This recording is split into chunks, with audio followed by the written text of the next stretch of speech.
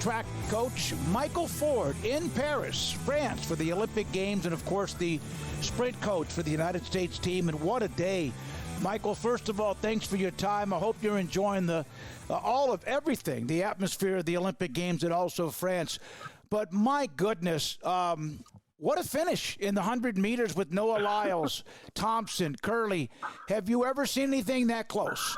No, I actually haven't. It was the first time, I think, in history that the entire field went sub 10.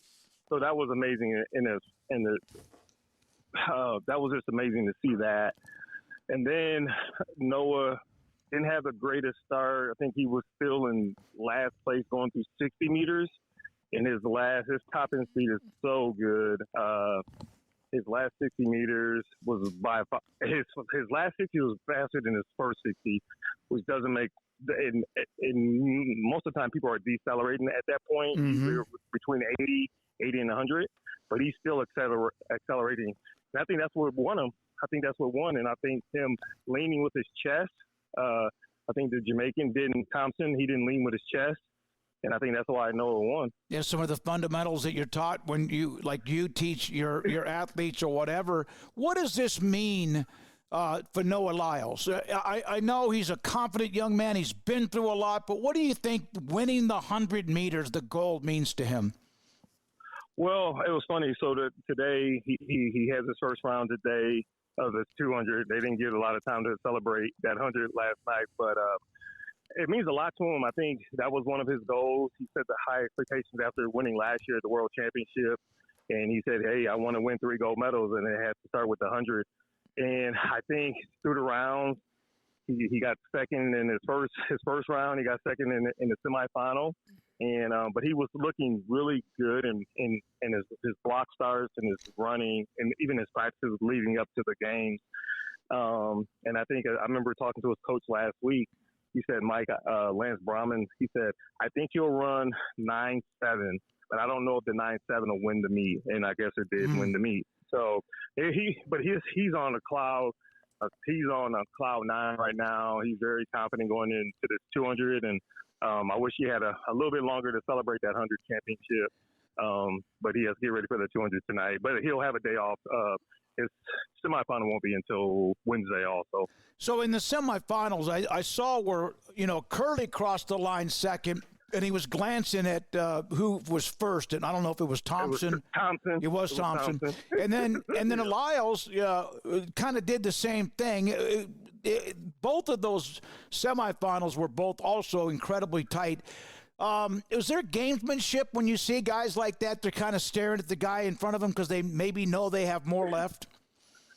Yeah, it's a little bit gamesmanship too. And I think once you kind of separate, once you separate from the rest of the field, you're looking because then you're like, you know what, maybe I can slow down a little bit. I can conserve some energy going into that final because as soon as they get off the track for that semifinal, they have about an hour before that final. And it's really even less than an hour because time they get through media, get some treatment, they probably have about 30 minutes, and then they're back on the track again. So I think looking over to make sure, but I also think the gamesmanship with those guys has been big this year too. Michael, you're in charge of that. That's what you're there for. But you understand track and field. You've been around it all your life, been a part of it. Now, of course, the coach at Baylor. What is it? Can you kind of describe the grind of what these guys are going through? And it's amazing that all of the training to get to Paris, and it's a chest hair, basically, that is the difference between winning the gold medal and finishing second. Yeah, I mean, I think that's the most, and the training that you put in for 4 years to run 9.7 seconds, and you do basically in track and field, pretty much every event, you're just doing repeats of everything over and over to kind of fine tune it to try to make less mistakes as possible. And I think that's what, like, for him yesterday, he made less mistakes than everybody else. I thought everybody else ran great. But I think just that pressure, because if you don't do well at the Olympics, now you got to wait another 4 years. Mm-hmm. And so much stuff can happen in another 4 years. So I think it's just really special. I think I was reading even Fred Curley. he's the fourth American ever to get a medal at the last Olympics that were in Tokyo, and he got a medal here. And I'm like, America has been deep in 100 history, and he's only the fourth guy to do back-to-back Olympics. And I thought that was interesting when I read that last night. Well, and of course, there was that run of dominance from Usain Bolt, which no one was going to beat him. But this is the first time in, 20 years or so for the United States to win the 100 meters, which is kind of staggering. You look at, okay, Usain was going to win, but this is something that on occasion somebody has stunned the United States. But how important, I mentioned about what it means to Noah Lyles. What does it mean to the United States sprint team?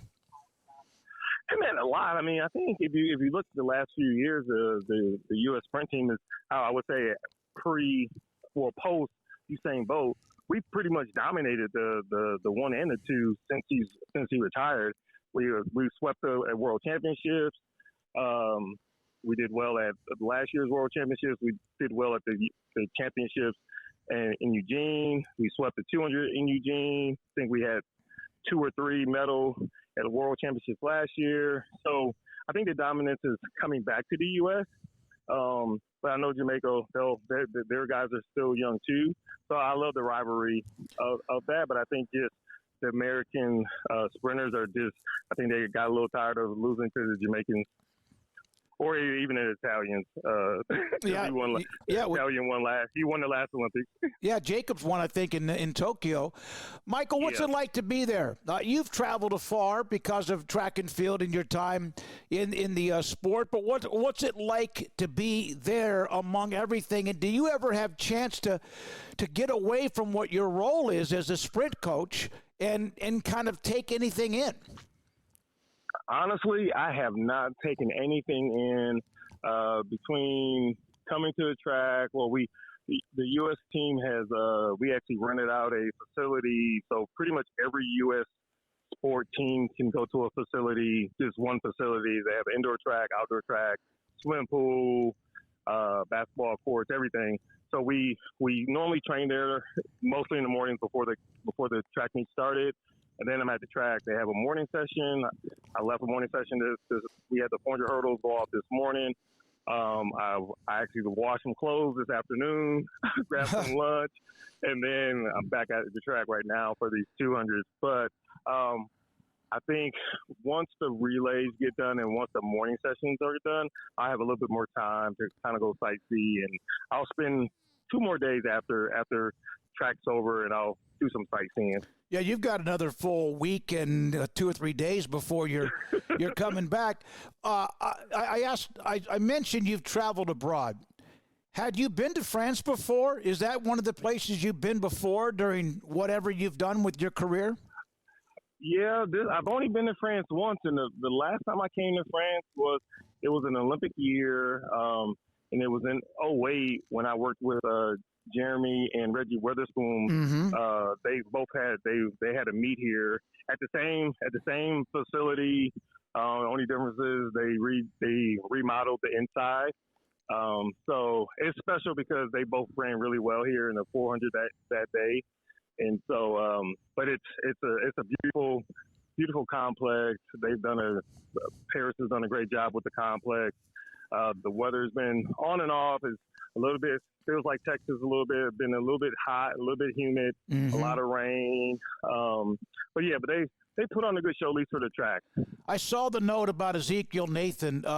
He advanced into the semifinals. So what's his schedule now? Yeah, so he advanced this morning also. He ran fairly well, got second in the heat. And he'll be off tomorrow. He'll have his semifinal on Wednesday. And then if he makes final, the final will be on Friday. So basically he has a day, he races, day off, and then another race. I mentioned Nathan Ezekiel, who's now qualified, advanced into the semifinals. To have somebody that's actually a part of Baylor, you mentioned Warner and obviously Michael Johnson and so many others that have had a history in the Olympic Games. Williamson, what's it like to have a guy right there, and he's trying to continue to advance right now? Oh, it's a great feeling. Even though I'm with the U.S. staff, we had a moment this morning, and we got a chance to talk a little bit. And Coach Dalton, he's here with him too. So he has his hurdle coach from Baylor here working with him. So if I can't get away, then Coach Dalton's here. But it was great to see him compete and get it to another round. And I think he's ready for another breakthrough. I know he made it to the semifinals at the World Championships, the last two World Championships. So now we're just hoping that he can make it to the final. Michael Ford, I know you got to go. When you are there as the Olympic the sprint coach, but other athletes have their coaches, what is that? Is that just making sure you're taking care of what the entire team needs, or also mixing in some thoughts with the coaches that have been with some of these sprinters throughout their career? Yeah, no, most of it is just honestly trying to help them out as much as I can. So whatever they need me to do, if they need me to move, to put some hurdles up or blocks or time, it's whatever they need me to do. That's what I'm here for. We have a couple of the sprinters, their personal coaches haven't come, and so I'll find out if they have their workouts for the time they're here, and then I'll help them out as much as I can. But most of the majority of them, like Noah Lyles, Kenny McNarick, Fred Curley, their personal coaches are here. I have a group chat with all of them. We kind of just go over when they need to get to the track, when they're gonna shake out, when we're gonna have practice. Like we'll have relay practice tomorrow, getting ready for the 4x1. Yeah, and so that's all I do. So I'm almost like a manager with the team. But having fun, and it's a great honor for you to be a part of that, and that's what's awesome too. You mentioned Witherspoon, and how difficult do you think Trayvon Bromell, who had his great surge and his run too, but it never really ended with the way he wanted? How much do you think that still hurts him? I don't think it hurts him. I think it's still motivating him. I know we actually he's back in Waco training. He started coming. He actually moved back to Waco. He's training with me now, and so we're gonna try to. I'm not gonna say rekindle anything, but we're gonna try to get him back to where he was and get him ready for next year. But we had probably four weeks of good training before I left, and he may run two more races after Olympics, or we'll just shut it down and get ready for next year. But he's actually really motivated. I know we talked after the women's final. And he said, "Coach, I'm ready to get back at it." So he's fairly healthy right now, and so I'm looking forward to getting him back and hopefully make a world championship team next year. And one of the local stars in Will London from Waco High that was a part of Baylor and also the Olympic team. Michael, thanks for your time. So Noah Lyles tries to go for the double. That's not easy to do. How much would that mean that if he caps off the 100 and also was to take on the 200? Yeah, that'll be epic. I mean, that's always the goal. I mean, everyone focuses on the fastest man, which is 100, but Noah, the 200 is what he calls his baby. And so I could see us. Honestly, I could see the Americans sweeping it if we run correctly. I think we can sweep it. So I'm looking forward to getting this first round out the way tonight, and then seeing how these semis match up. And then also, Zaza Prosper, our javelin thrower, he'll be throwing tomorrow. He'll be throwing tomorrow, trying to qualify. So I'm looking forward to watching Zaza throw at the Olympic Games. Thank you, Michael. Enjoy. I know you will. I know it's a grind, although it's also amazing to be a part of it. Michael Ford of Baylor University, head track coach with the United States sprint team and Olympic team in France on a night yesterday with Noah Lyles. What a race. Unbelievable finish with Thompson, Curley, and others. This is 365 Sports.